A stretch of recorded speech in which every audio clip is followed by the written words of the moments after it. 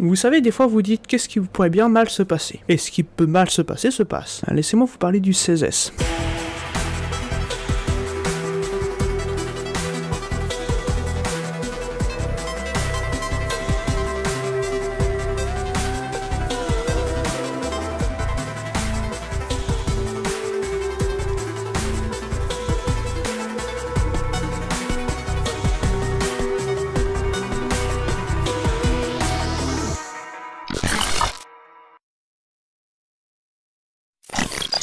Bonjour, est-ce que vous savez ce que pourraient être les limites du 16S? On va voir ça aujourd'hui, parce qu'il y en a un peu quand même.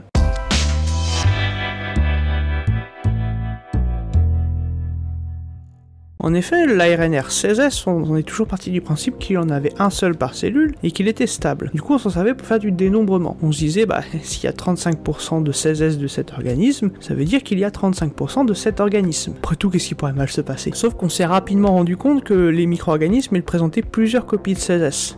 Et avec ça venaient les emmerdes. C'est un phénomène qu'on trouve couramment chez les archées et les bactéries, avec un nombre de copies pouvant aller jusqu'à 4 par micro-organisme. En moyenne. C'est-à-dire que quand je dis en moyenne, on peut avoir des moyennes qui comprennent des organismes en ayant que 2 et des micro-organismes en ayant que 15. Vous voyez sentir la douille un peu arriver? Il y a une étude qui a été faite par Assina et ses collègues en 2004 qui montre que 40% de leur échantillon présente une ou deux copies de 16S. Ça veut dire qu'il y a 60% de l'échantillon qui présente 3 ou plus copies de 16S. À la boulette. Il a été également remarqué que l'occurrence de ce phénomène de multicopie dépend de la classification phylogénétique du micro-organisme. Par exemple, les firmicutes présentent très souvent cet événement de multicopie, alors que les gamma-protéobactéries, pas tant que ça. Mais on peut avoir des échelles de différence qui vont d'entre 1 16S et 15 16S. C'est-à-dire qu'on peut avoir une erreur d'estimation 15 fois plus grande que prévu. Avec ce phénomène de multicopie, on peut se retrouver avec des écarts aussi grands et aussi débiles que les écarts de manifestants pendant les manifestations. Par exemple, entre le décompte par les syndicats et les décomptes par la préfecture. Oh, c'est un exemple au hasard, ouais, pourquoi? Alors l'intérêt évolutif de ce multicopie de 16S, il n'est pas clair, parce qu'il n'y a pas d'intérêt d'avoir une variabilité de 16S. Néanmoins, le 16S, s'il y a une variabilité de multicopie, c'est sûrement pour une bonne raison. Un micro-organisme ne va pas s'encombrer d'une multitude de copies du même gène juste pour faire plaisir, ou pour nous pourrir la vie. Une des grandes théories, c'est que ce phénomène de multicopie serait pour compenser la cassure des brins d'ADN dans les environnements un peu extrêmes, où les micro-organismes seraient sujets à de nombreux stress. Parce que oui, c'est pas parce qu'un micro-organisme se trouve dans son environnement naturel que l'environnement va être doux avec lui. L'environnement, il a plutôt tendance à essayer de lui péter la gueule. Alors on déguste un vieille merde! Et pour ça, l'organisme, il essaye de survivre. C'est notamment une des théories qui est avancée pour le cas de Deinococcus radio-endurance, un micro-organisme tellement solide sur ses appuis qu'on l'appelle Conan la bactérie. Conan, qu'y a-t-il de mieux dans la vie? Ce micro-organisme aura plusieurs épisodes pour lui. Je vous promets. Parce que là, on se retrouve avec un des exemples de comment un micro-organisme peut essuyer les pires stress et même se sentir plutôt bien. Mais la théorie, ce serait que justement, ce micro-organisme a beaucoup de copies de nombreux gènes pour justement, au cas où s'il y en a un qui est cassé, pouvoir se servir d'un autre et pouvoir se servir d'un troisième pour réparer le premier qui est cassé, via la recombinaison homologue. Mécanisme qui se sert d'une base saine d'un gène pour réparer l'erreur causée par une cassure sur un autre gène. Mais là, je vous ai parlé de multicopie, mais il y a un deuxième facteur qui intervient, c'est l'hétérogénéité.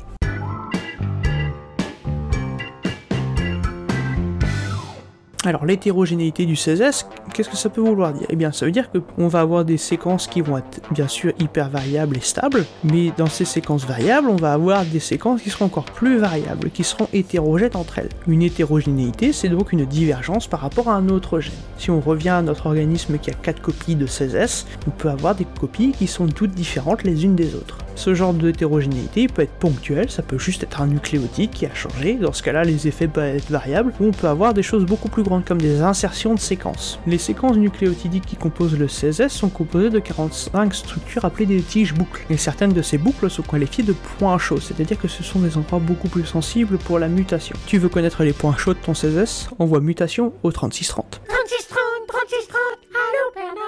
Alors ce type de mutation, il a un gros impact en microbiologie parce que vous séquencez vos micro-organismes et vous vous basez sur l'idée que les séquences de 16S sont les mêmes. Or elles ne le sont pas, c'est-à-dire que vous pouvez identifier des micro-organismes fantômes, c'est-à-dire on se retrouve avec plein d'incultivables, et en fait non, ce serait le même micro-organisme, sauf que il a juste un 16S un peu différent, et il a 4 copies. Alors il y a différentes régions qui sont un peu plus impactées que d'autres. Par exemple, les régions V4, V5 du 16S sont beaucoup plus robustes que la région V6. Un exemple qui est connu, c'est l'exemple de Streptococcus suis, micro-organisme qui présente 4 copies de 16S. Chacune de ces copies de 16S présentant 4,2% d'hétérogénéité. Si vous êtes bon en maths, 100% moins 4,2, ça fait 95,8%. On est donc en dessous des 97% de similitude.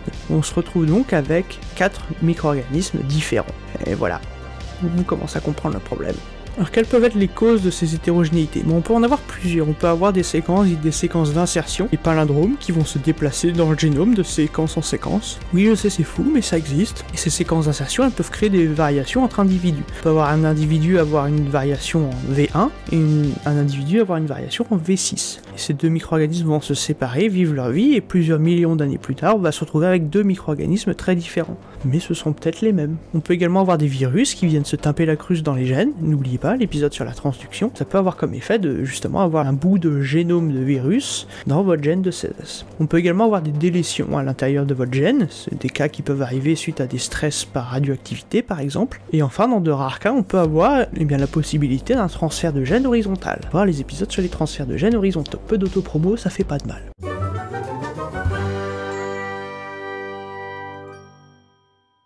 Alors les séquences d'insertion, qu'est-ce que si on va faire un petit focus dessus parce que c'est peut-être ce qui est le moins intuitif. Ce sont des séquences autonomes avec une structure palindromique, c'est-à-dire qu'on peut les lire dans les deux sens et avoir le même résultat. Et c'est des séquences qui se retrouvent un peu partout au niveau du domaine du vivant. On leur a même donné des petits noms, tels que les séquences Gypsy, Muder, Cacta ou Mariner, qui sont des séquences d'insertion qui se retrouvent un peu partout. On a des animaux, des plantes et des micro-organismes qui montrent ces séquences d'insertion. Le problème de ce genre de séquences, ou même d'avoir une modification d'un gène à cause de ces séquences, c'est qu'elles ne codent que pour elles-mêmes, c'est-à-dire qu'elles n'apportent rien au micro-organisme. En plus, elles ont tendance à s'insérer un peu au hasard, ce qui fait qu'elles peuvent détruire complètement la fonction d'un gène, l'altérer ou même voire lui donner une nouvelle fonction, ce qui est un peu plus rare. En général, l'effet de ces séquences d'insertion, c'est que ça va détruire la fonction du gène.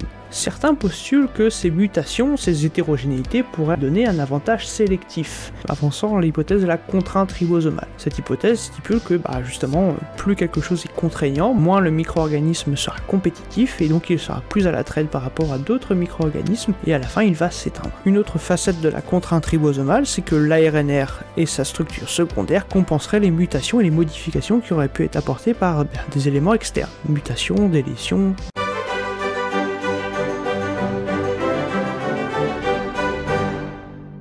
Alors qu'est-ce qu'on pourrait utiliser pour compenser ça? Le 16S ça reste quand même un outil de référence pour l'étude des populations microbiennes. C'est juste que maintenant c'est un outil qu'il faut utiliser avec un peu plus de précaution qu'avant. Ce qu'on pourrait également faire, c'est utiliser d'autres gènes, les gènes dits de ménage. Des gènes qui sont fondamentaux pour les micro-organismes. On a par exemple les gènes RPOB qui eux sont fondamentaux pour l'organisation de la structure, mais on peut également chercher du côté des gènes de métabolisme, tels que les gènes MCRA pour la méthanogenèse et la méthanotrophie, les gènes PMOA pour l'oxydation aérobie du méthane, ou le gène DSRA pour la réduction du sulfate. Néanmoins, ces gènes sont également traités avec précaution, parce qu'ils sont sujets à des transferts de gènes horizontaux. Donc se retrouver avec des micro-organismes qui n'ont pas la même classification phylogénique entre leur 16S et certains de leurs gènes fonctionnels. On a également une étude qui a été menée avec RPOB qui montre des résultats comparables aux résultats obtenus avec le 16S. On peut donc se dire que les gènes de ménage peuvent être un bon complément, si ce n'est un substitut, à l'utilisation du 16S en écologie microbienne. Ça bien sûr c'est jusqu'à ce qu'on se rende compte qu'il y a un phénomène de multicopie ou de variation ou de mutation, parce que pourquoi pas.